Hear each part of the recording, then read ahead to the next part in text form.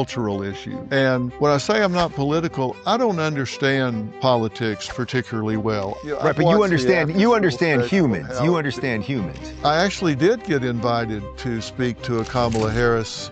They hit me up in the, me and my staff was there and said, was he serious about that? You can contact us. We'll come. We'll get there at our own expense. All you got to do is tell us when, tell us where. They said, okay, we'll be in touch. Ghosted us. Never heard another word. I probably made 100 requests to interview Biden and Harris, and neither one of them would talk to me. And you know, the thing is, I would never disrespect the office of the President of the United States. Are we doing okay in America right now? You know, most young people in particular have less than one good friend. All they have are clicks and likes. You know what? I am proud of America. And I get tired of people apologizing for this country. There is no question that 2026 can be a real uptick year for this country.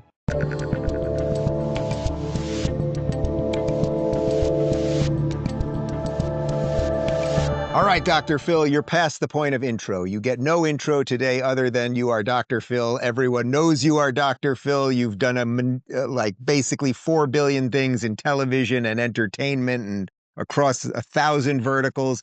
Everyone also knows I'm off the grid right now, and I thought sitting down with you right now as we tape this end of July would be a good one as I disappear, because you kind of offer the world, hey, get your crap together and then also enjoy your life. And that's kind of what I'm trying to do with this August operation. What do you think about that? You know, I have to wonder, people are listening to us right now and you're gone. And I'm wondering right now where you are and what you're doing. And I bet it ain't much. And listen, I'm a past It is not manager. much, I guarantee you.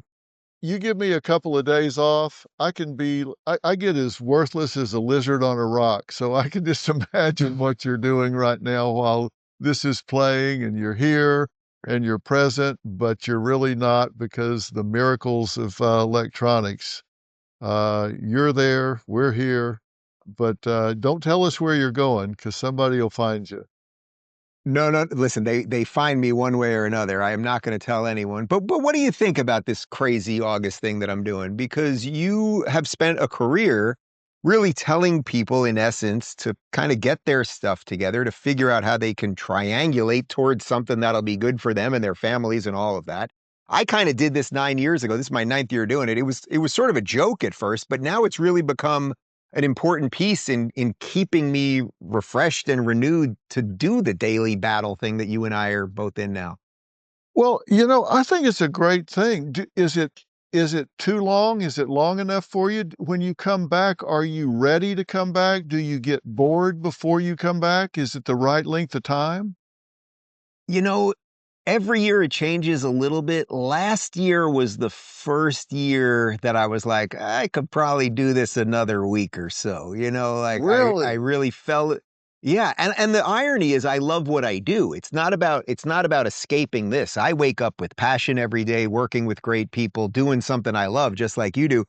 But there's something about escaping the algorithms, escaping the hamster wheel of the news, and that for my mind, it's one of the reasons I think I've been, if I can dare say so myself, I've remained sane in a lot of this political madness where we watch people go off the deep end. So it's a month. I know it sounds crazy to people, but it's worthwhile. Well, I find this fascinating. Do you get revelations when you do this? When you Yes. come back, do you have a new perspective, a new point of view? Yes, absolutely. So I'll tell you a couple, somehow you're interviewing me somehow. That's all right. I'll tell you a couple cool things about it. A few things happen. So one thing that has happened every year is out of nowhere, about 2 weeks in, I'll suddenly start out of nowhere. I will remember somebody that I have not thought of in 30 years. Like out of nowhere, I'll be sitting there and then I'll remember the kid Rich who I sat next to in 3rd grade and wonder where he is. Like his name will pop into my head, or I'll remember what his house looked like or when we were playing Nintendo. The other thing is I suddenly can remember songs. I mean, full songs, every word of every song out of nowhere, and Really? it'll just be playing in my head. And then a whole bunch of other things just related to, I run pretty cool. You know me, like I run pretty cool, but just my daily interactions. If I still go out. So if I go to the store, I'll be a little more patient with the cashier, just a little more present. It's about that more than anything else. Just being as present as possible without the BS. That's it. And then yes, I do come back with fresh eyes because you realize that politics and culture, it goes on without you, and it's okay.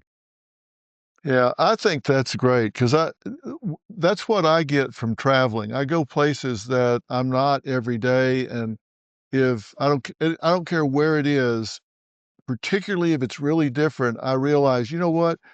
This is going on every day that I'm where I'm usually am. If it's waves coming up on a beach somewhere or whatever, I realize, you know what? This is going on every day that I'm doing what I do, and these people couldn't give a damn less about what I think is so important in my life.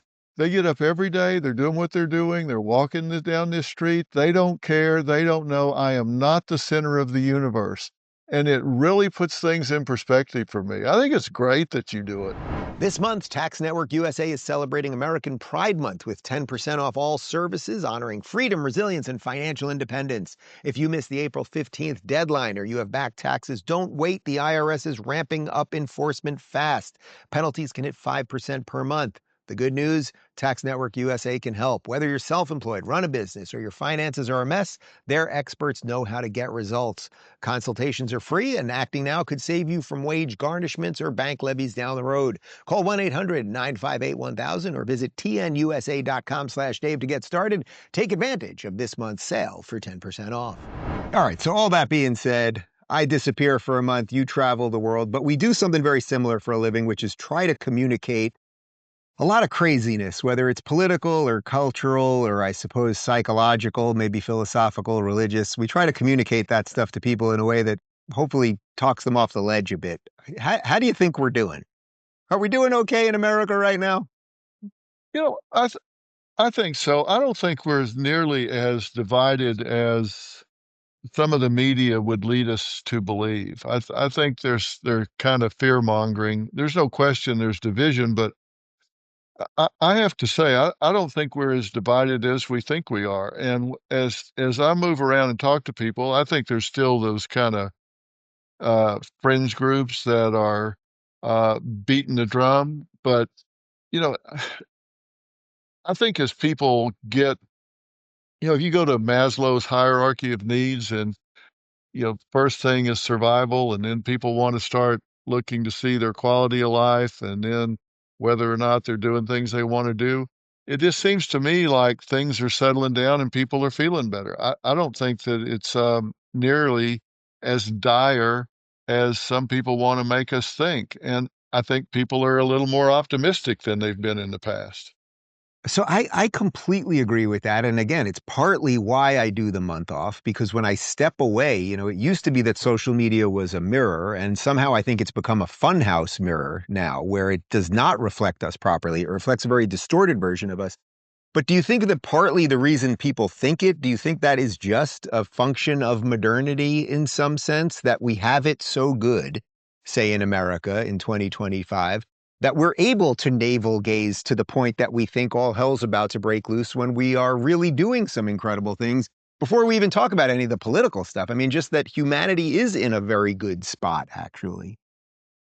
It's easy to start taking things for granted, right? It's easy to get up, you turn on the faucet, water comes out, you flip the switch, electricity is there, you get in your car, it goes. Um, and we get to taking things for granted that are really pretty amazing, particularly in America. And most people have a reasonable quality of life. I'm not saying everybody. That's not true. There are still people below the poverty line. There are still people struggling. But you compare it to other parts of the world that wake up every day, and survival is not guaranteed. You wake up even in first world countries like Israel, where there are missiles coming in every day. People live with that. They were asking me recently at a event I was attending how I thought Israelis deal with post-traumatic stress disorder. I thought, there's nothing post about it. It's not behind Correct. them. It's current. stress disorder that they live with every day.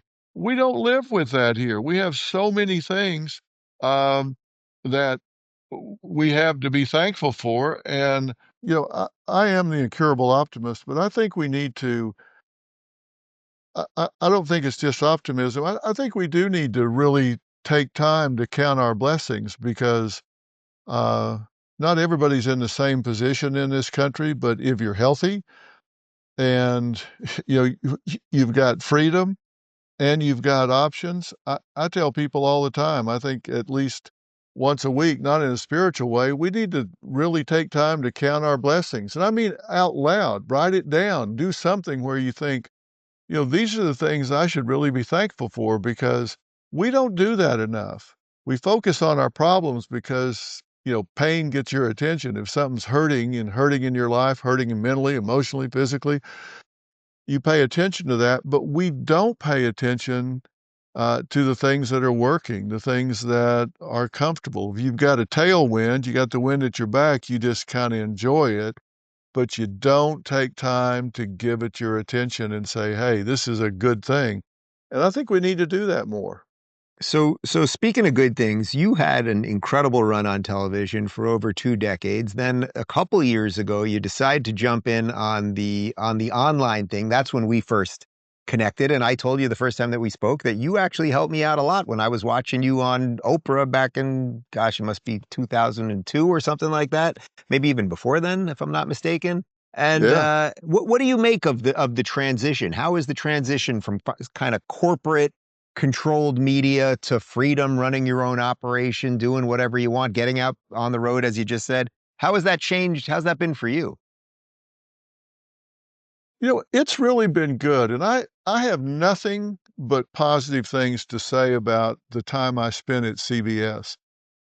Good people treated me well, and I had a great time there. And it was a difficult decision to make. I came to a point where I either had to renew for 3 more years or go do something different. And I just really wanted to go do something different. And it was the right decision for me. I'm glad that I did. I like having the freedom to do the things I want to do, talk about everything I want to talk about, uh, get to different platforms because, Dave, you know this as well as anybody because of the way you deliver your message. People are getting their information in such a different way now than they were. I've got grandkids that are 13 and 15. They don't even have televisions in their room. They don't even Yep. watch television. They get their information in smaller bites, um, and our attention span in America, I saw a research study the other day, is 8 seconds. It's 8 seconds, and if you don't get somebody's attention really strong in 8 seconds, you're gonna lose them, and then their ability to stay with something, if you Yeah. do get their attention, the length of time's about 8 minutes, and then you better change subjects and get on to something fresh that'll hang on to 'em, a little bit longer. So Oh it's just man. the time of somebody sitting passively and watching something for an hour that you're gonna choose and feed to them without them having any inputs really gone. Did you know that about 1/3 of Americans have below average credit scores, or that drivers with poor credit can end up paying more than double for full coverage auto insurance? Your credit impacts more than you might think, and that's exactly why I started using Kickoff. Kickoff makes building credit simple, affordable, and effective. In fact, users who started with credit scores under 600 saw an average increase of 84 points in their first year just by making on-time payments. Signing up took just a couple minutes, and I saw real progress in just a few months. One of my favorite features, rent reporting. It's a genius way to build your score with something you're doing anyway. Plans start at just $5 a month, and over 1 million people trust Kickoff to help improve their credit. And right now, you can get started for just $1 on your first month. That's 80% off when you visit getkickoff.com/Rubin. That's kickoff without the C, KIKOFF.com/Rubin. What do you make of, so you got grandchildren 13, 15, they don't even watch TV, obviously. I mean, there's a whole generation now that just seems ridiculous to them. but that at least what we had with television was on Sunday nights, people were you'd watch The Sopranos or you'd watch The Simpsons or you'd watch 60 Minutes, and then you'd come into the office Monday. We had some sort of social cohesion, literally, that was wrapped around scheduling in some sense, where now everyone Right. watches everything on demand. So even the little things that might bring us together, oh, you watched Game of Thrones last night or whatever. Man, I can't even think of a show that's been on in the last 5 years. That tells you everything. Um, Even that has been kind of ripped away from us because of the on-demand lifestyle. It really has, and if you have commonality with somebody, which is really rare, most young people, in particular, have less than one good friend on Hmm. average, less than one good friend. And that means a whole lot of them have none. All they have are clicks and likes, but they're actual relationships where they get up and go somewhere and share an experience with somebody, or they have somebody they can call if they need to move their couch downstairs, or they need a ride to the airport or something. That's just simply not part of people's existence anymore. And it's sad that we don't have that kind of connectivity because the number one need in all people is acceptance or belongingness. And when we don't have that personal connection, that's a big void in people's lives. And the number one group that's lonely in this country are young people. And number two are old people, Hmm. the elderly. It's a terrible thing to experience. Um, if you have a chronic disease, the mortality rate for elderly people with a chronic disease is 40% higher if they're lonely. That's how profound loneliness is, and we're seeing that in young people and in elderly people. It's terrible that we don't have connectivity. We need these common bonds. We need things that pull people together. Yeah, is that the weird position we're in right now? We don't, as a society, know what those common bonds are because of the phones and the way we've atomized everything. So, in some sense, the only thing that seems to bring us together is when something terrible happens. So, if there's some sort of tragedy, a shooting, or whatever, and even that doesn't hold us together for very long anymore. No, it doesn't, because the next headline comes along and we move on to something else. And we've gotta find a way, and I you said it so well when you said tragedy brings us together. One of the series of shows that I did last year, was around Hurricane Helene that came through Hmm. Western North Carolina. They don't get hurricanes in North Carolina, but, nothing like this, and, uh, I I went there and I had some Black Hawk helicopters, and we were able to go into some of these mountain communities that were completely cut off. You couldn't get there by road or rail, and they were completely cut off. And we went in and took in, Starlinks so people could have connectivity, and took them food and water and this sort of thing. And I have to tell you, I saw America at its best. Because this was a time when people, they didn't care if their neighbor or their friends or who was coming in to help were Democratic, Republican. Nobody asked, nobody cared. These were just neighbors helping neighbors, people shoveling mud out of basements, people that were helping those that were flooded out, had nowhere to stay. They were just I tell you, it was America at its best. People that may have been living 3 or 4 doors down from each other and never met were all of a sudden sleeping on the floor next to each other, sharing food, sharing water, helping each other, and it was tragedy that brought them together. You hate that it took that, but it was so great to see these people really coming together and helping one another. We need more of that. I just hate that it's tragedy that brings it out. So I got one. Let me float this to you, see what you think. We are rolling into our 250th anniversary in America, and I do have a feeling that with some of the good things that Donald Trump has done, and then rolling into 250, that 2026 is going to be a very positive year. Yes, there will always be the tragedies. There's always going to be the bad things, but I think there's going to be a real shift. I think people really want it. And maybe the 250 gives us an excuse to be proud of the country again and maybe get to knowing our neighbors again and putting aside some of that. Am I being Pollyannish, or are you gonna come with me on this crazy ride? What do you think? No, I don't think you're being Pollyannish. I do think we need we need rally points. And I think a 250th anniversary is maybe going to give people permission to say, you know what, I am proud of America. And I get tired of people apologizing for this country. And maybe this will give people permission to say, hey, this is a watershed event. This country's 250 years old, and we seem to be doing pretty well. And if people will give themselves permission to not feel guilty about not being perfect, to not feel guilty about being successful when not everybody is at the same level, to be proud of the good things that we're doing as international citizens, and to be proud of what we're achieving domestically. There is no question that 2026 can be a real uptick year for this country.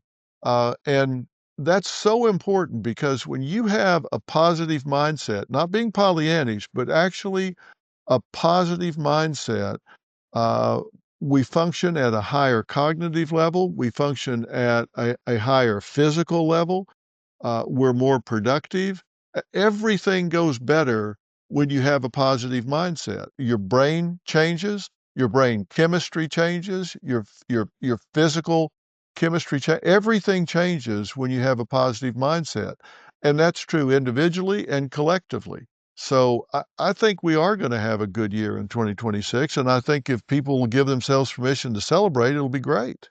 Yeah, I hope so. It's one of the reasons I try to focus as much as possible on the good news that's out there, which there is good news. Everyone focuses on the negative, but like there is good stuff happening. So I hope you're right about that. Speaking of that, when I saw you speak at the MSG rally, you said something that really I thought was interesting, which was that you got up there and you said something to the effect of, "I'm not particularly political.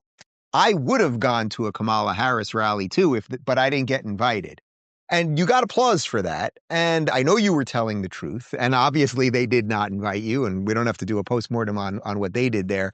But what do you make of the fact that because you talk to both sides, because you're helping people, all the other things, that you're going to these places where they need other help and things of that nature, that pushes the lens to be a little bit more on the right side of things politically, even though I actually don't know all of your politics and I don't know that you share them fully, but that just by the nature of talking to people, it's been pushed in that direction.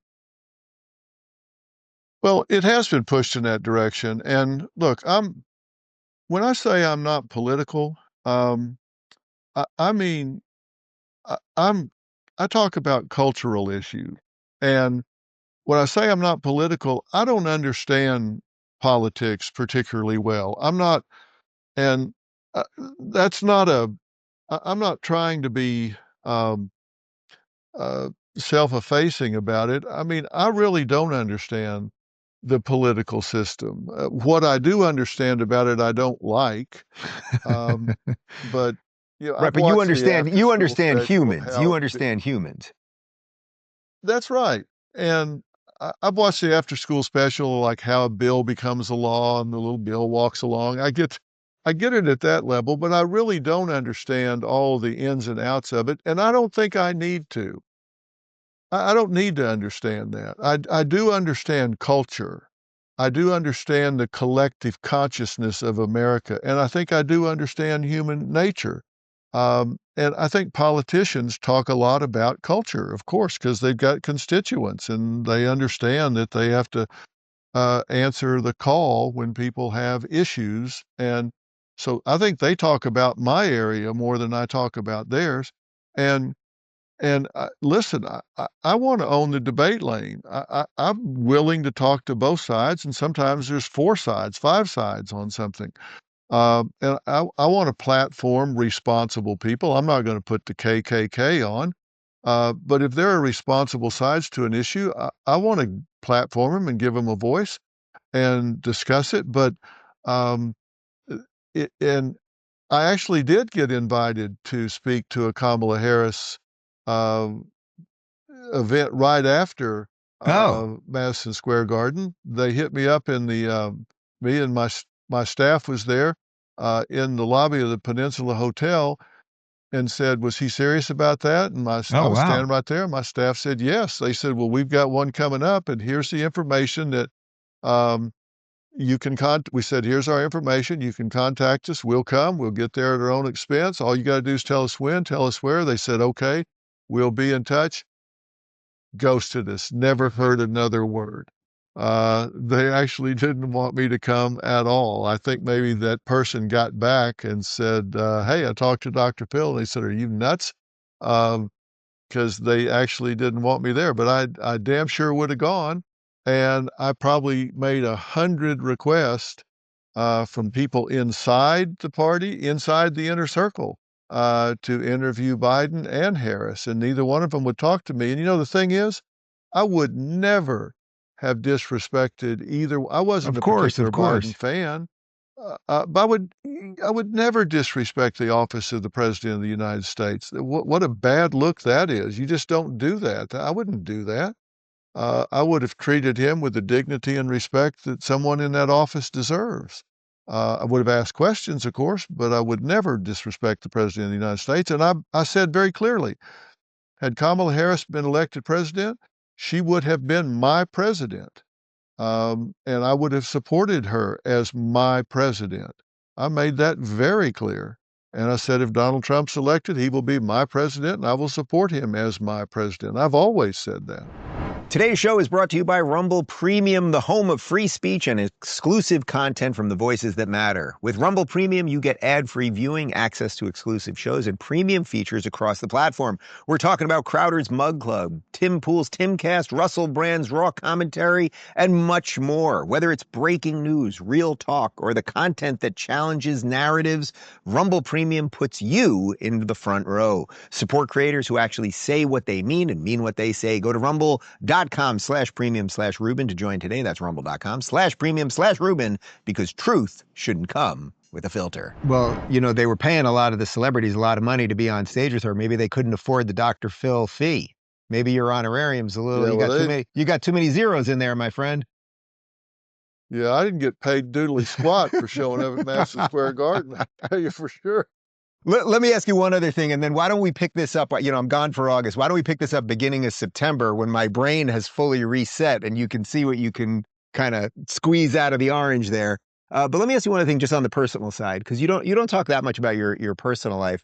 I'm wondering how has it been for you? Couple decades now of public life, of fame, of money, of all of the stuff that everybody kind of wants in some weird way. You got all that stuff, and how does that relate to the guy that you used to be, I suppose? Well, Dave, I grew up really poor, and I've never been afraid of poor because I know how to do it. I've had a lot of practice at it. Um, honestly, I've been where I didn't have a house at all, and I remember I started high school in an apartment with just my dad, and we had a one-bedroom apartment we shared, and we were glad to have it because we didn't have anything before that, and we had an apartment, but we didn't have any utilities. Wow. It was in Kansas City, and let me tell you, it got cold. It got dark at 4:30, and we didn't have any lights, we didn't have any heat, and it was that way until January, and it gets pretty cold up there. And we didn't have hardly any food to eat, and I've been in that situation, and I feel very fortunate and very blessed to have enjoyed some success. And, uh, being recognizable when you got a head like this, you're pretty recognizable. And you're tall, man. We met for the and first time, what, a year ago at Mar-a-Lago. I knew you were tall, but you're tall. What are you? You got to be 6'5" at least, right? yeah, well, you're no minnow. I mean, Yeah, come on. I'm okay, but I know, but you're tall. You're tall. And so that's why I stick out. Yeah. And and then when I talk, people go, "Oh, yeah, I recognize that voice." Yeah. Um, but I appreciate that. I I don't think I've ever said no to somebody that wanted to take a picture or get an autograph or whatever. Fans are hard to come by, so you better take care of them once you have them. And I appreciate people that take time to say, "Hey, I've been watching you for a long time. You helped me with this, you helped me with that." And I really appreciate that. And I appreciate people taking time to say hello. And I'm fortunate that Robin and I have two boys that are now grown and have their own families. I've got four grandchildren, the 15 and 13-year-old I mentioned, and a 3-year-old and a 2-year-old. Well, now they're almost 4 and 3. They grow so fast, and everybody's healthy and everybody's happy, and those are the things that really matter. And I really appreciate that, and I love what I do. I've got one of those get to jobs, not one of those got to jobs. No.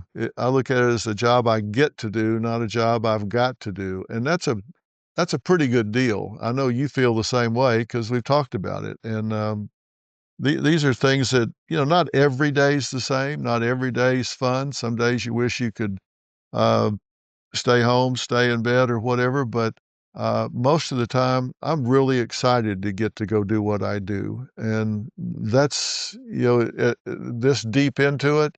That's a pretty good deal. On that note, I'm disappearing for a month. That means there's about 5% extra that you got to keep America sane while I'm gone. And we'll pick this up in the fall. All right, now when I see you in September, it was a song, "When I See You in Yeah, September." yeah, yeah. Um, See you in September. I expect some real clarity out of you. Okay. I expect you to really bring us something back that we can use, some real clarity. All right, that's the challenge. I will bring back some deep insight into the nature of humanity when I return with Dr. Phil. It was good to see you, my friend. And I'm gonna use it.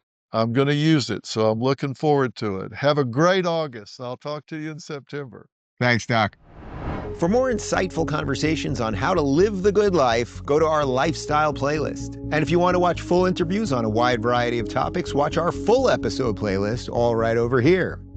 And to get notified of all future videos, be sure to subscribe and click the notification bell.